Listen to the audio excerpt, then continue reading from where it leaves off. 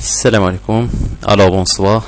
Bon, je viens de vous expliquer le principe de fonctionnement du moteur driver L293D.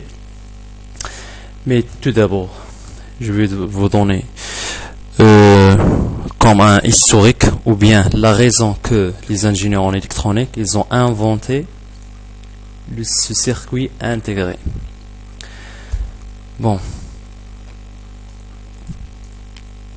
Par exemple, je vais vous donner un exemple concret. Si on a un moteur à courant continu de 5 volts et on a branché avec une source d'énergie adaptée, 5 volts de référence ou bien 9 volts, ce moteur va tourner dans un sens, par exemple le sens droite. Alors, si on veut inverser le sens de rotation, il faut juste inverser le branchement. Il va tourner donc, je suis désolé. Alors, il va tourner dans le sens droite. Mais, le problème, c'est que ce n'est quand même pas pratique de refaire à chaque fois le branchement si on veut piloter ou bien contrôler un robot. Ok, ça veut dire, si on veut contrôler un robot, ce qu'il marche dans un sens droite et on veut l'inverser, c'est pas pratique de refaire le branchement chaque fois. Alors, les ingénieurs en électronique, ils ont trouvé en premier lieu une solution. Cette solution, ça s'appelle le pont en H. Suivant. Voilà la première idée. Le pont en H. Pourquoi la nomination le pont en H? Ce circuit, comme vous le voyez, il tient son nom. Je suis désolé, merde. Bon, ce circuit, il tient son nom à partir de la forme la lettre H. Comment? La lettre H, ce que vous voyez, c'est le circuit qui entoure le moteur. Et quand la lettre prend la forme de la lettre H. Ok? Bon, on a un moteur courant continu. M et 4 interrupteurs et une source d'énergie. Bon, c'est quoi le principe de fonctionnement? Le pont en H a 4 interrupteurs. Ces interrupteurs fonctionnent 2 par 2. Ça veut dire le A fonctionne avec le D, non pas le C. Le A fonctionne avec le D et le C fonctionne avec le B simultanément. Alors, les interrupteurs sont tous ouverts. Alors le courant va pas passer. Si on a passé une commande de fermer l'interrupteur A avec le D, ça ce qui va se passer. Le courant va sortir d'ici. Voilà, le circuit va fermer l'interrupteur. Voilà, le courant va entrer dans la patte gauche du moteur. Ça s'appelle la patte gauche du moteur. Il va entrer dans la patte gauche du moteur. Il va sortir dans la patte droite. Vous voyez? Alors c'est bon. Va fermer l'interrupteur D. Voilà, hop, vers le moins. Alors, si on veut inverser le sens de rotation, la commande qui vient par exemple d'une carte de développement, soit Arduino, Raspberry, Aver, PIC, quel que soit, va tout d'abord ouvrir les interrupteurs A et D et laisser fermer le C avec le B simultanément. Le C avec le B. Alors le courant va passer ici, ici, il va fermer l'interrupteur. Voilà, le courant va entrer dans la patte droite. Dans la patte droite. Il va sortir par la patte gauche. Ça veut dire, dans l'exemple précédent, le moteur va tourner dans le sens droite. Mais, dans cet exemple, on a inversé le branchement. Ça veut dire, le moteur va tourner dans l'autre sens, sens gauche.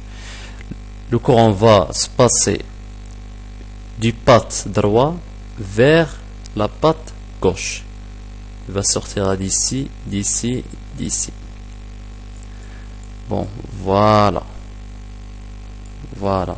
Je pense que l'exemple est très simple, même très clair. C'est bon. Et voilà une simulation. Bon, dans le premier exemple, on a fermé l'interrupteur A avec le D. Le courant va passer ici, hop, hop, hop. Le moteur va tourner dans le sens droite. Voilà. Dans le sens droite. Et dans cet exemple, l'interrupteur C et B soient fermés, alors le courant va se passer vers ici, hop, hop, hop. Alors le moteur va faire une rotation dans le sens inverse. Génial. Mais, c'est quoi le problème? C'est quoi le problème dans le pont H, le premier idée? Les moteurs à courant continu, quand ils dans une situation de roue libre, ça veut dire une roue libre qu'il tourne non pas à cause de du courant, mais par ce qu'on appelle l'énergie inertie. L'énergie inertie. Le moteur, dans ce cas, il génère une tension de retour. Une tension de retour, ça s'appelle en anglais le back voltage. C'est back voltage. Et ce courant, c'est quoi le problème? C'est que ce qu'il peut endommager notre carte de développement ainsi que le circuit. C'est que le problème que le circuit peut-il griller. Alors, c'est quoi l'idée? L'idée, si vous avez des notions sur des électroniques, on va tout d'abord penser à utiliser ou bien des diodes, des diodes, par exemple,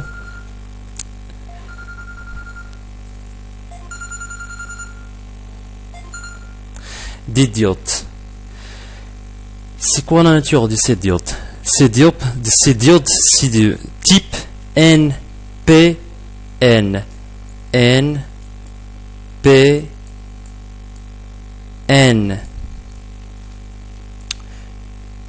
Tout de suite, je vais vous parler sur fonctionnement et le principe de ce type de diode.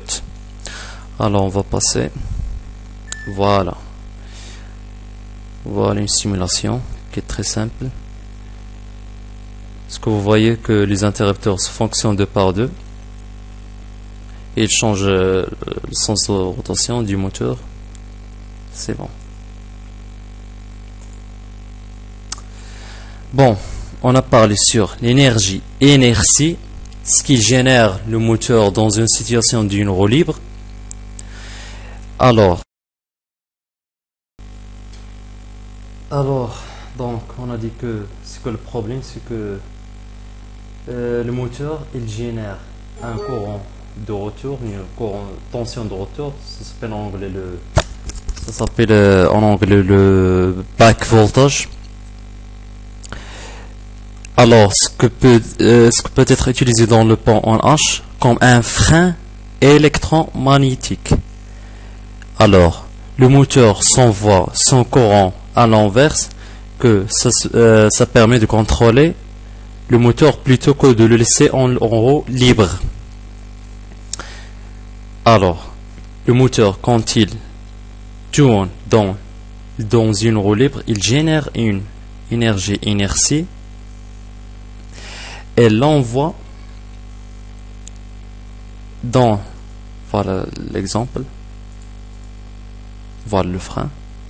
Quand il génère dans une énergie inertie, il envoie le courant dans l'inverse. Alors, l'interrupteur A et le C soient fermés. Donc, le courant entre dans les deux pattes, droite et gauche. Par conséquent, le moteur va être arrêté. Bon, c'est bon. Et voilà le diagramme. On va l'expliquer. Tout d'abord, les interrupteurs, c'est pas quand vous les imaginez, les interrupteurs traditionnels. Dans le pont en H, on utilise des interrupteurs qui s'appellent NPN. NPN transistor. NPN transistor bipolaire. Voilà. Le NPN. Le NPN transistor qui est bipolaire, qui contrôle deux pôles. Voilà. Le P, le positif, voilà le négatif, et voilà le négatif. Le courant passe d'ici et sort d'ici, le positif vers le négatif. Voilà. C'est ce qu'on appelle le collecteur, et la base et l'émetteur. Je ne vais pas vous entrer dans les détails. Ce que le NPN transistor, ça fonctionne avec des électrons libres, non libres, des 4 électrons, trifères, c'est un petit peu compliqué. Alors, on va expliquer le diagramme. Bon, on a un moteur à courant continu M. On va contrôler sa vitesse ainsi que la sens de rotation. Voilà, l'interrupteur, on considère cet interrupteur, c'est le A, et le B, le C et l'interrupteur D. On a déjà expliqué que les interrupteurs du pont en H, ça fonctionne 2 par 2. 2 par 2. Bon, si on a tout d'abord les ces interrupteurs, ces transistors, plutôt ces transistors NPN, il peut être piloté par une carte de développement, par exemple l'Arduino, la Raspberry. On prend l'exemple de l'Arduino. L'Arduino peut piloter les transistors NPN qui servent des interrupteurs du circuit de puissance. Ça veut dire, si on passe le courant d'ici vers le transistor, elle va laisser le courant se passer, elle va passer par ici, le positif qu'on a dit vers le négatif. Voilà, voilà le diode. Pourquoi utiliser le diode? Pourquoi faire? C'est pour protéger ce transistor ainsi que le circuit, les protéger des tensions de retour. Voilà, pour qu'il ne puisse pas le courant entrer par ici. Voilà, ça veut dire le PWM, la modulation par la régulation de largeur d'impulsion. C'est bon.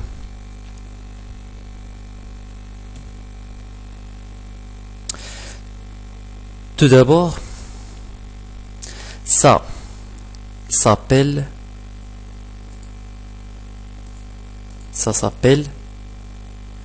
le L293. Alors, on a dit que c'est quoi le problème dans ce principe? C'est que les interrupteurs, plutôt les transistors NPN bipolaires qui servent des interrupteurs pour le circuit de puissance, ne sont pas protégés du courant, ou bien plutôt du tension de retour, ce qui peut endommager notre circuit. Alors, les ingénieurs ils ont développé cet diagramme qu'on a juste vous expliqué. Alors, la nomination va être changée. Ils vont rajouter le D. Le D, ça veut dire quoi? Le diode de protection.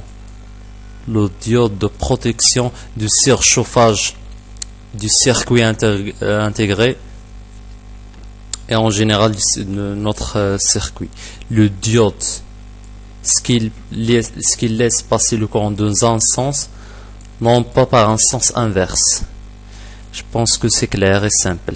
Ils ont ajouté un diode ici dans chaque transistor. C'est bon.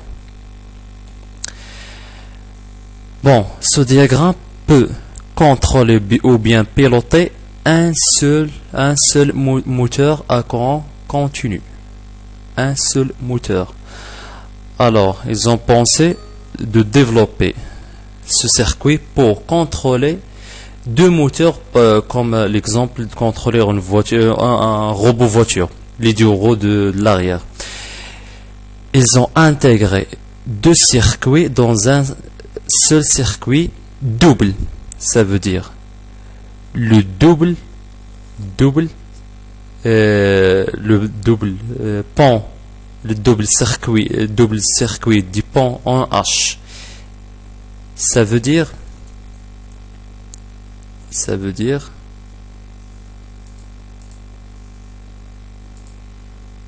double H bridge L293D. Le double, ça veut dire peut contrôler deux moteurs à courant continu ou bien un moteur pas à pas, stepper, 4 phases. Le moteur à stepper, pas à pas en français. Voilà le diagramme du circuit. Ça s'appelle le circuit intégré L293. Le circuit intégré, c'est une puce électronique qui est très serviable et très connue. On va l'expliquer. Tout d'abord, ça s'appelle le pin numéro 1, le pin en anglais, le pied en français. Cette pin, il joue le rôle de activer ou bien désactiver le moteur, en considérant que ça le moteur numéro 1, ça le moteur numéro 2. Cette pin peut activer ou bien désactiver le moteur, ainsi que contrôler, manipuler la vitesse du moteur par le branchement avec le PWM, le Pulse Width Modulation.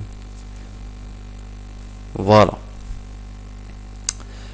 Le VSS, c'est le courant 5 volts de référence. Ça veut dire ce circuit intégré a besoin du courant pour qu'il se fonctionne. Alors on branche avec une source 5 volts, par exemple dans l'Arduino 5 volts de référence. Voilà.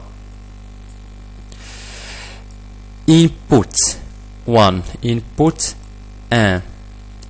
Celle-là, on peut piloter par l'Arduino le transistor pour qu'il puisse laisser le courant passer dans le circuit de puissance. Voilà. Alors, il peut envoyer 1 ou bien 0. 1, ça veut dire le haute tension, ça veut dire le high. 0, c'est low. Le output, on branche avec une patte du moteur. Le output 2, on branche avec l'autre patte du moteur. Le GND, c'est quoi? Le GND, c'est le radiateur. Ça veut dire le dissipateur du chaleur. Voilà. On peut le rassembler par un câble mâle et on fait sortira un câble mâle vers la carte développement. Input numéro 7, il est branché avec carte développement qu'il peut piloter, contrôler le transistor pour qu'il puisse passer le courant dans le circuit de puissance. Et le VS, c'est la source d'énergie pour le moteur, ce qu'il bénéficie, la source d'énergie pour le moteur, dans un intervalle de plus de 12 volts jusqu'à 30 volts. C'est l'alimentation extérieure. Bon, voilà. Cette partie contrôle, ou bien plutôt on l'appelle le demi-pont 1, contrôle le moteur numéro 1. Et le demi-pont 2 contrôle le moteur numéro 2. C'est comme l'exemple, c'est pont 1, le pin numéro 4 et fait l'acquisition d'ordre ou bien de commande pour laisser les transistors, soit de laisser passer le courant au circuit de puissance, ou bien de ne pas laisser le courant se passer. Le output 4 et les output 3, on branche avec les pattes du moteur. Le GND, comme on a déjà dit, il joue le rôle du radiateur ou bien dissipateur de chaleur. Le input 3, on branche, c'est quand le input 4, on branche avec le carte développement, par exemple l'Arduino, pour qu'il puisse passer le courant transistor vers le circuit de puissance. Enable 2, le Enable 2, c'est comme l'exemple de Enable 1. Il joue le rôle de activer ou bien désactiver le moteur numéro 2 et plutôt de contrôler sa vitesse avec le PWM. Ça veut dire qu'il y en a possibilité de contrôler sa vitesse de rotation par le PWM. Alors par suite, on va expliquer la logique de fonctionnement du circuit L293D. On a un tableau qui représente l'état de fonctionnement du circuit avec une certaine carte de développement. Le EN1, ça représente le Enable, ça veut dire le pin ou bien le pied pour activer ou bien désactiver le moteur. Le input 1 et le input 2, c'est les pins que l'on branche avec la carte de développement pour qu'ils puissent contrôler les transistors les transistors bipolaires NPN pour qu'ils puissent faire passer ou bien bloquer le courant au circuit de puissance. Et voilà, on va vous expliquer 4 états. Et bien là, je viens de vous dessiner un petit moteur à courant continu et de vous expliquer comment ça fonctionne. Voilà un moteur M à courant continu. Sa patte droite et sa patte gauche, il est branché avec le output qu'on a déjà expliqué, le output 1 et le output 2 du circuit intégré L293D. Voilà le pont en H. Et voilà enable 1 qui est branché avec la carte de développement, la carte en considérant par exemple Arduino on a bien Adafruit, Leonardo, c'est pas un problème, et le input 2 et le pin enable. Le pin enable pour activer ou bien désactiver le moteur et bien pour contrôler sa vitesse par ce qu'on appelle le PWM, le Pulse Width Modulation, la modulation par largeur de puissance, largeur d'impulsion. Je suis désolé. Alors, dans le premier état, on a envoyé un signal du courant qui est positif vers le pin enable, ça veut dire l'activation du moteur. Puis on a envoyé un signal high à l'input 1, ça veut dire qu'il puisse laisser le transistor bipolaire pour faire passer le courant au circuit. Voilà le circuit de puissance. Il va laisser le courant passer. Et dans le pin input numéro 2, c'est 0. Le transistor n'a pas laissé le courant se passer dans le circuit de puissance. Alors, le moteur, il est activé. Le courant entre par ici et sort par ici. Alors, le moteur va tourner dans un sens. En considérant en exemple le sens droite. Ça veut dire le résultat, le moteur tourne dans le sens droite. Dans le deuxième exemple, le enable 1 il est activé, ça veut dire le moteur il est activé. On a envoyé un courant de 5 volts dans le pin 2, ça veut dire le courant entre par ici et non pas par ici parce qu'on n'a pas envoyé un courant dans l'input 1.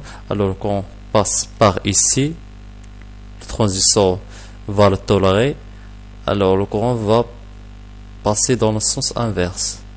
Par conséquent, le moteur va tourner dans le sens inverse. Et dans ce cas, 0 dans le pin enable 1, il est désactivé. Ça veut dire le moteur ne va pas tourner. Mais vous faites attention, dans le quatrième état, le moteur il est activé, le input 1 on a envoyé un signal, et dans le input juge, on a input 2, on a envoyé un signal. Ça veut dire le courant va passer par ici et par ici. Ça veut dire je vais générer un frein électromagnétique. Par conséquence, le moteur va freiner tout de suite. Le moteur, le courant passe par la patte droite et par la patte gauche. Alors le moteur va freiner.